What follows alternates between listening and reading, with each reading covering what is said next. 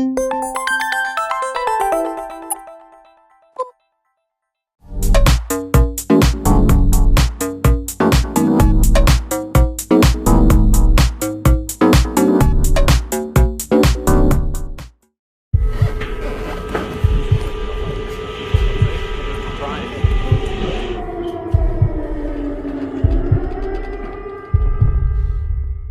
детонации се слушнаа во близина.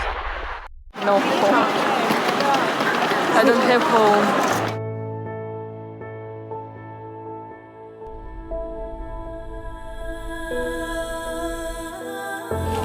Арматуру так срезала, как ножницы.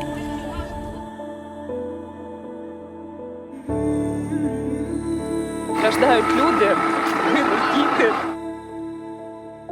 Я хочу лучшего для своих детей, для своих внуков.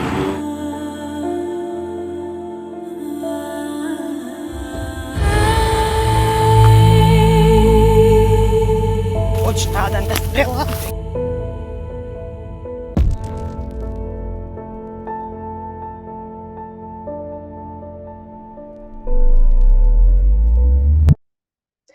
Добро, моја денешна гостинка е новинарката Кристина Атопска. Кристина, добар ден. Драго ми е што успеавме да се вклучиме, да поразговараме за она што изминативе месеци ти го работиш интензивно, најпрво во Украина, а сега тука.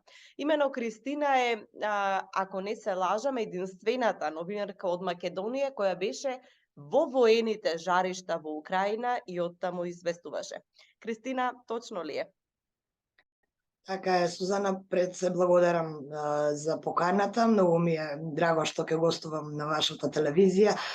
Токму така како што кажа, јас бев единствениот новинар, воедно единствениот човек кој од нашава држава, кој не само што ја посети украинската територија, туку и живееше со тие луѓе речиси 3 месеци.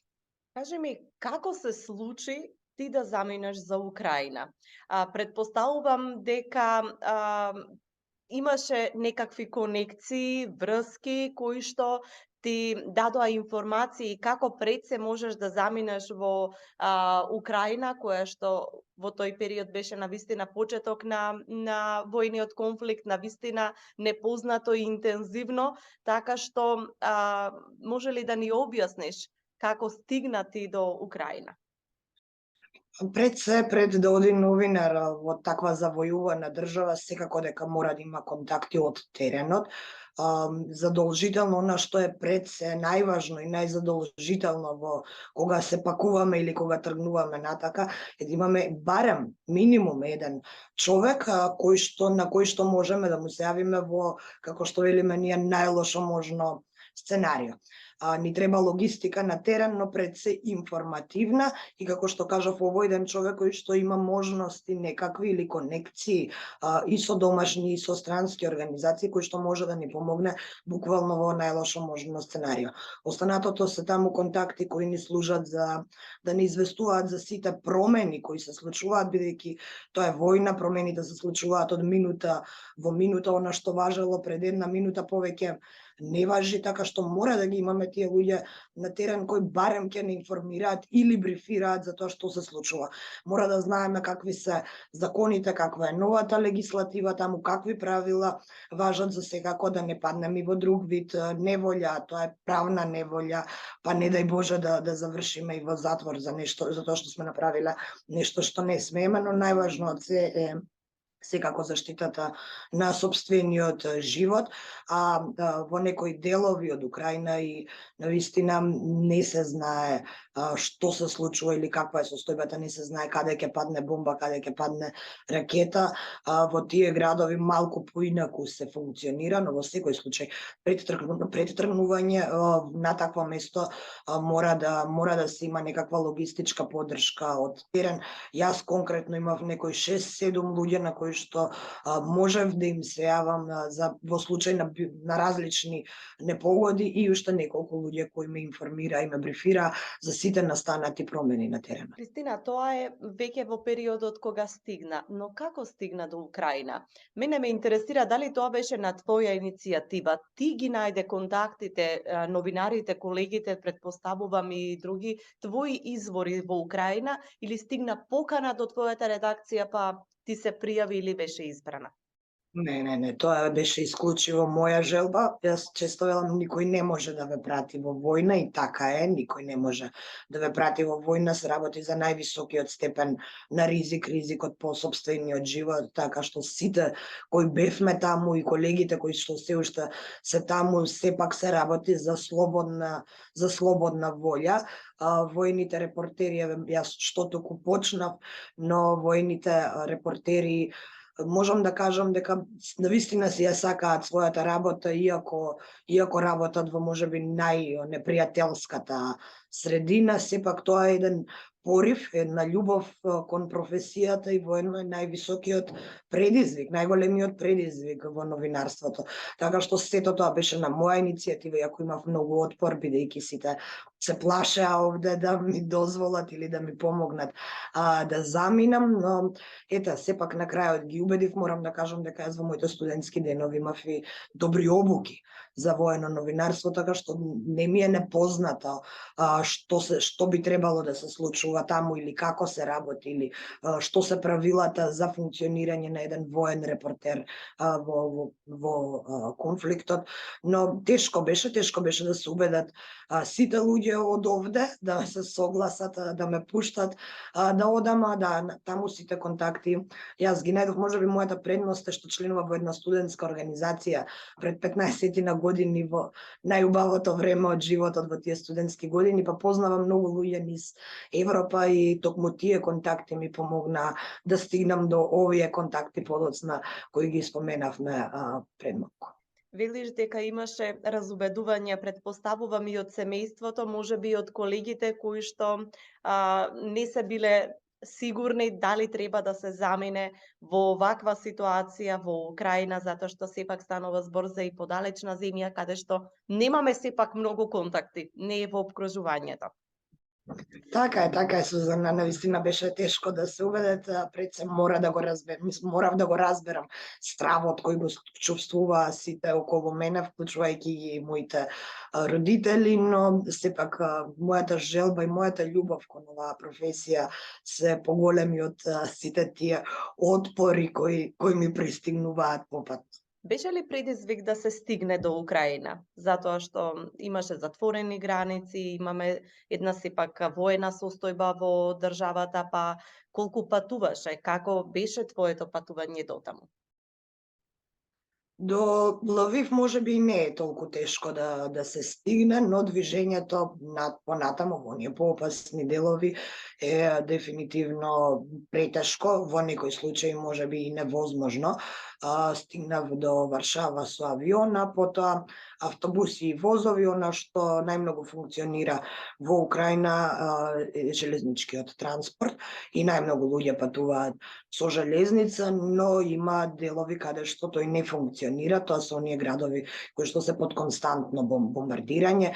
Јас кога пристигнав се уште Киев беше опколен, така што и тоа беше тешко да се влезе, ми требаа околу 10 дена седење во Лвив и барање безбеден начин за да влезам, бидејќи сите војни, вистинската војна, жестоки битки се одвиваа околу Киев и генерално сите автопати беа затворени.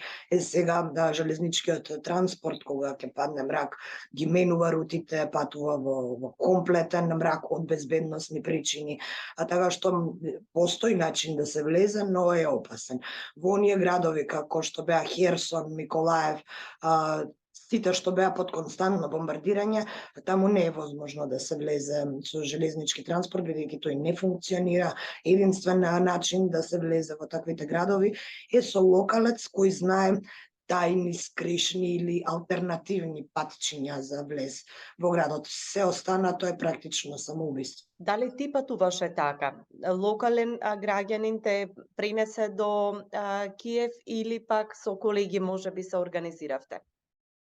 Да, со колеги од Ал Џезаира патував до Киев, додека градот се уште беше опколен и потоа секое влегување и излегување од Киев беше со железнички транспорт.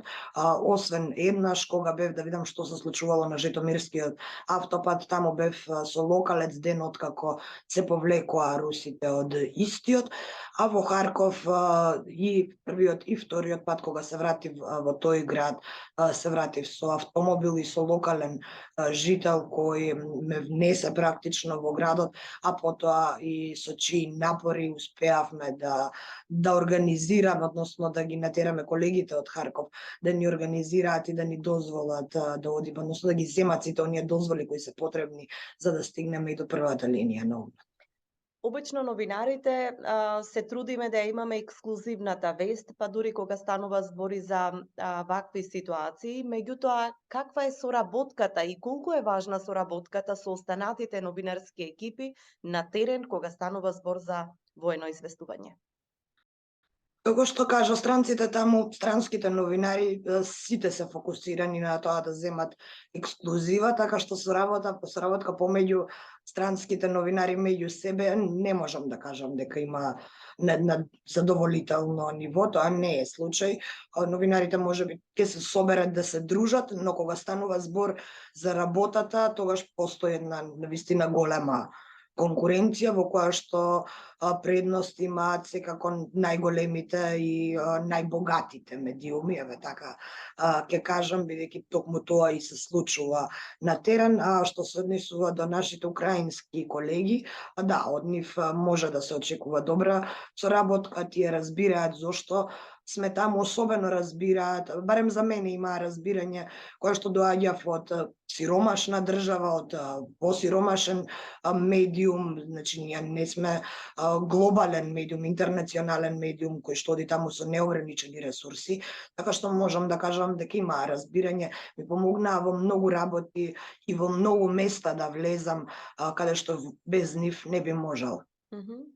Кога зборуваме за ресурси во медиумите, се знае дека тие се клучни за известувањето. Со оглед дека ти доаѓаш од навистина мал медиум, колку беше тешко да се организира едно тромесечно патување и живење во Украина? Дали трошеше собствени средства за да останеш таму? Апсолутно собствени средства и средствата на моите другари и пријатели кои што знаат многу одамна, мене новинарството ми е прва љубов, тие ме знаат и единствена ме знаат од секогаш и знаат дека кога ќе намислам нешто професионално да го направам, тоа и ќе го направам, така што сите тие ми помогнаа дури и втор пат да се вратам назад во Украина, така што за жал, да, додека сите останати новинари, наши колеги од големите медиуми добро заработуваат за тоа што се таму, јас трошев и собствени средства. Но она што можам да го кажам како една предност, што јас ја гледам во целата оваа ситуација, е тоа дека многу поинаку ме перцепираа мене украинците таму, и локалците, и нашите колеги новинари, особено локалците, па така ме пуштија да влезам на места на кои што инаку не би пуштиле други новинари од безбедносни причини, но некако ме зема, ме третираа како да сум домашен новинар, практично ми ги отворија вратите, ми дозволија да спијам во нивните засолништа, каде што нема странци, речи си никогаш. И зашто велам предност? Затоа што од една страна имам стории, приказни, снимки, начинот на живот го имам доловено, кој што не можат да го доловат нашите колеги кои излегуваат на терен да снимаат и потоа се враќаат во хотелите. Не е исто да спиете, да јадете, да живеете со тие луѓе 3 месеци и да ги гледате само неколку часа во денот.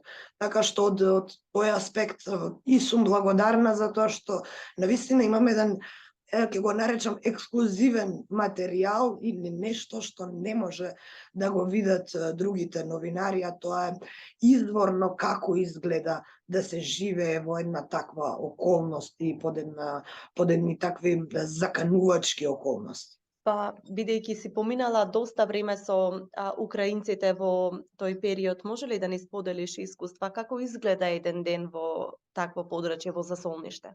Што се случува? Кои се нивните, како изгледа нивниот ден, но и твојот како новинар кој што живее со нив?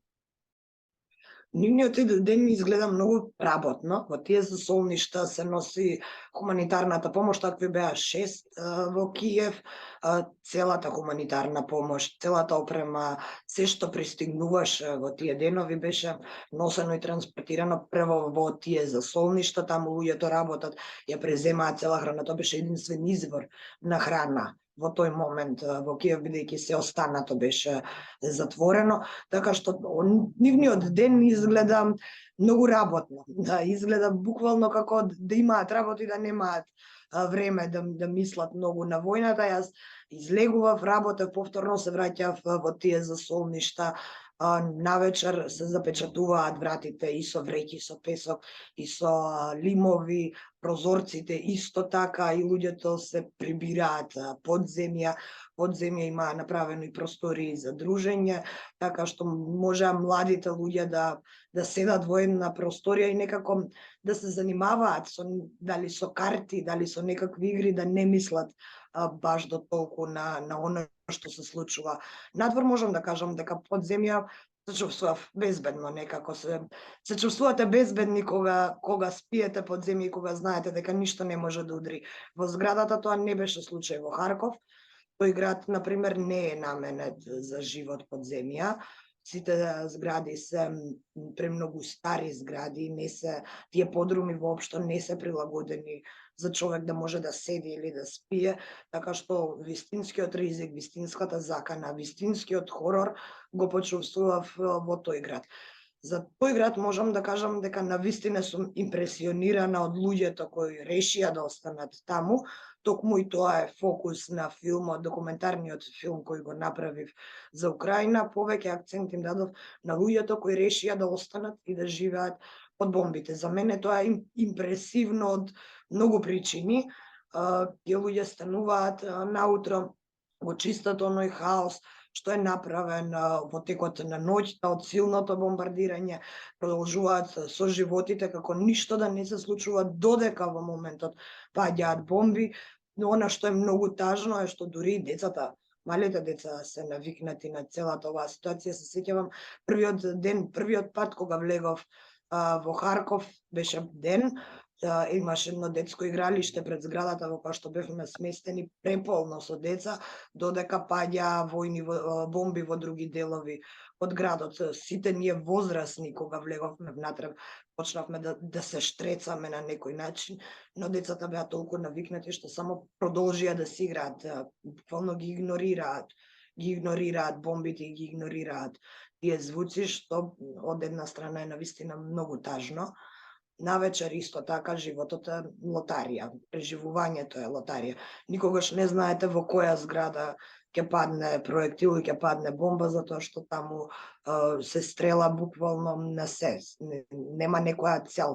Се целат супермаркети навечер, тоа е факт, но постојано и дење и ноќе паѓаат бомби буквално на сите згради и на целата инфраструктура. Така што таму и не можам да кажам дека постои безбедно место.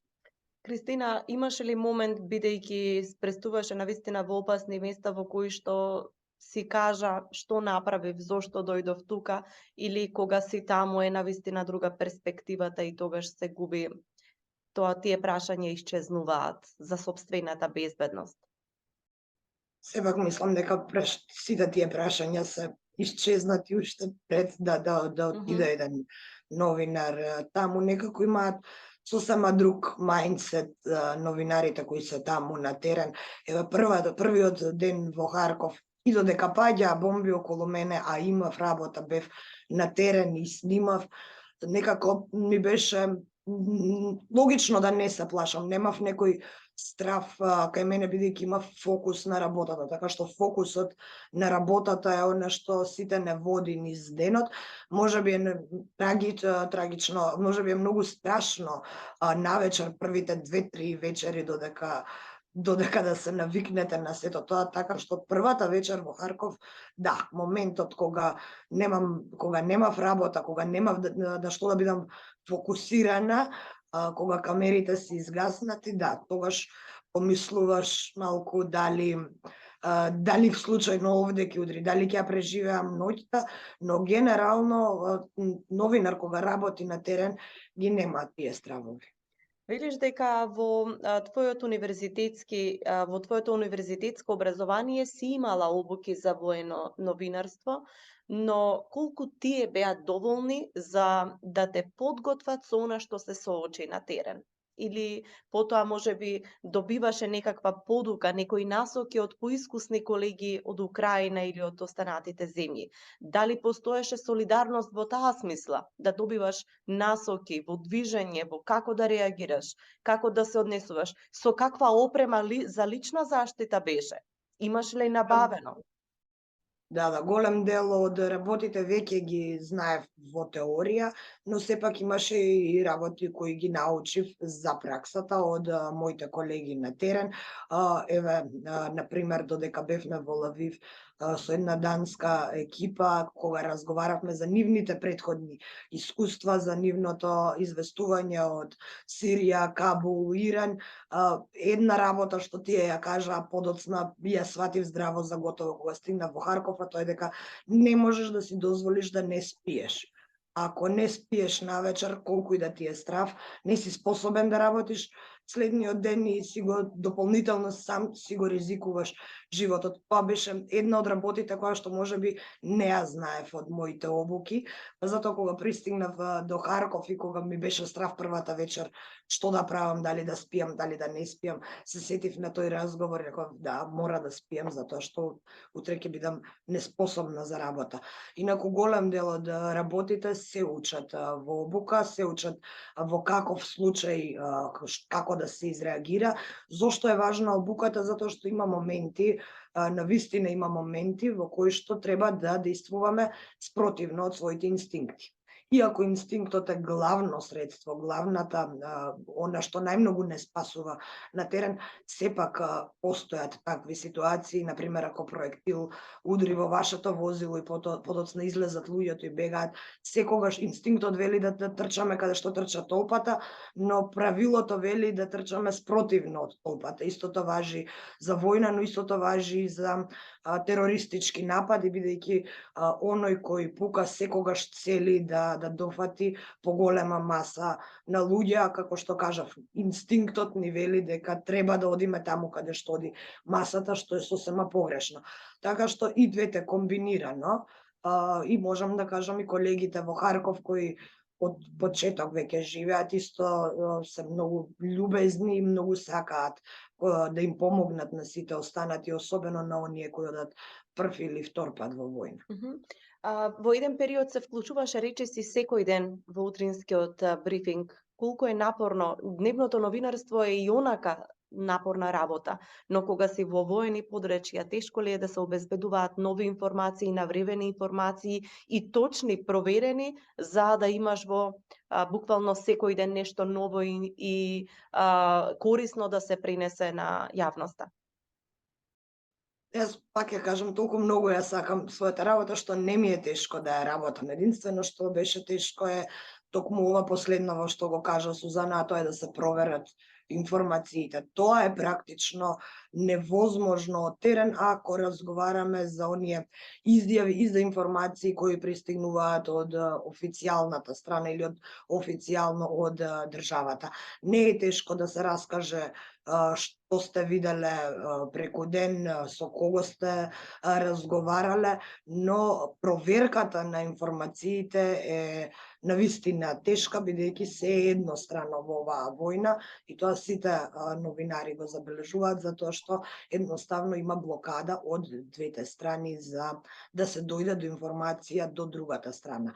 Освен ова за проверливоста, ова важи освен кога нешто ќе видите со сопствени очи, како што е, например, масовната гробница, кога ќе стигнеш таму и ќе ја видиш, тоа е доказот за тоа што се случувало таму. А што се однесува до овие информации кои ги пласира државата или ги пласира владата, тоа е навистина тешко да се провери. Ако они објават дека денеска се срушени 30 хеликоптери непријателски, вие немате начин да проверите дали навистина се срушени 30 хеликоптери. Што правите во такви ситуации? Што правеше ти? Како се снаоѓавте за да ги проверувате? Помагаа ли можеби колеги кои што се во блиски подрачја за одредена локација за која што се зборува? Како да се снајде човек кога е практично ограничен во своето движење во една ваква ситуација, а доаѓаат, како што велиш, едностранни соопштенија и од руската и од украинската страна?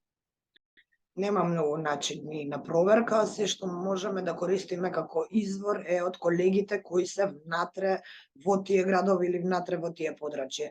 Ако се работи за некое поле, за линија на огнот, тогаш не можеме ниту ако внатре нема ниту еден новинар, нели, што е реткост, бидејќи новинарите на фронтлайн одат и се враќаат истиот ден, не остануваат да спијат таму, така што тоа е навистина тешко. Се што може новинар да направи во таква ситуација да потенцира дека таа информација доаѓа од конкретната влада, од конкретните власти и дека не може да се провери. Јас додека бев таму и овде гледам, слушав дека многу шпекулации се појавија во јавноста, веќе го споменам една информација за тоа колку мина од Македонија се отидени да се борат таму. Таа информација е непроверлива.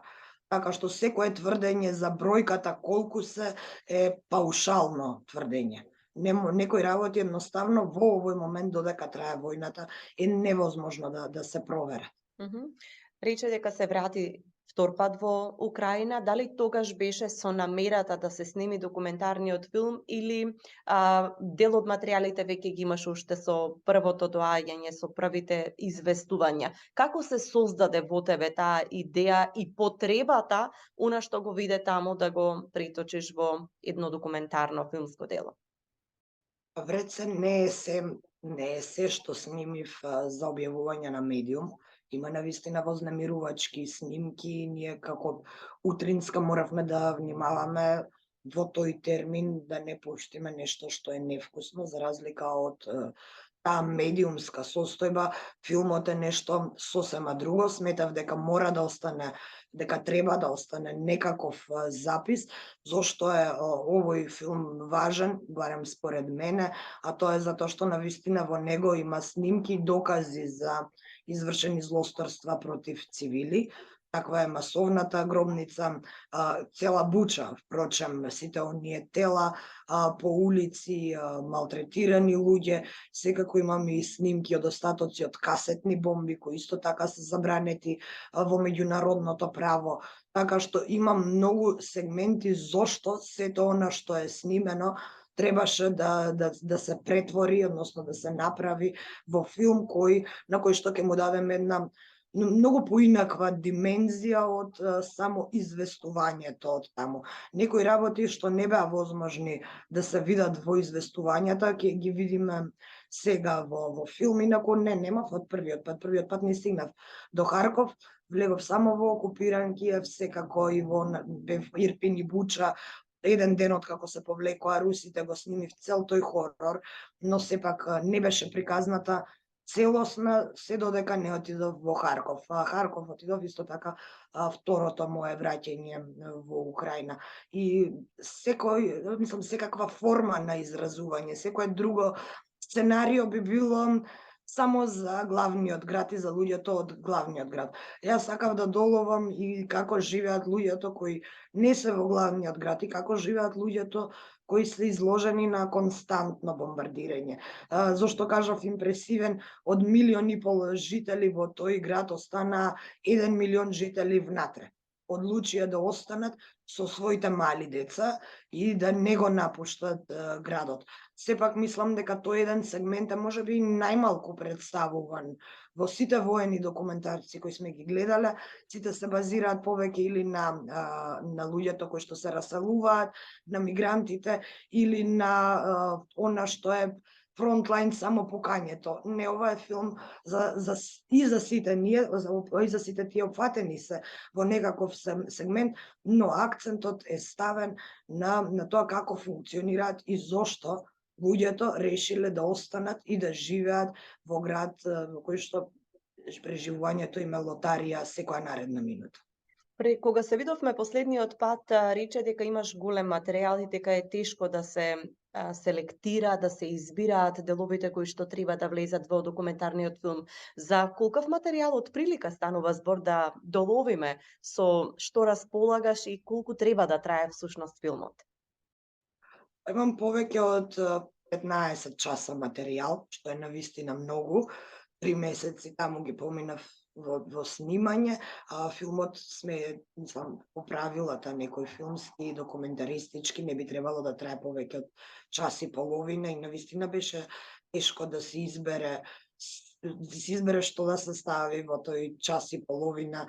Мене многу ми е жал што има многу приказни, многу моќни приказни кои не успеав да ги внесам и да им го најдам просторот во овој филм, така што да, за мене тоа беше навистина најтешката работа, селекцијата за тоа што се треба да влезе во филмот со оглед на тоа колку материјал имам и тоа навистина, ќе кажам, добар материјал, искористлив материјал.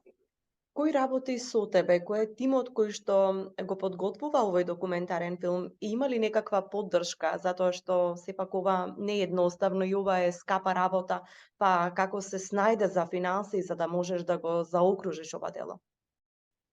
Така, ова е сосема индепендент или независен филм, како што велат во филмската индустрија. Јас имам околу мене еден мал тим со кој што сум соработувала и претходно и за други пократки документарни серијали, телевизиски документарни серијали, но ова го правевме конкретно за филмската индустрија, не е телевизиски, туку е филмски документарец кој веќе шета по фестивали.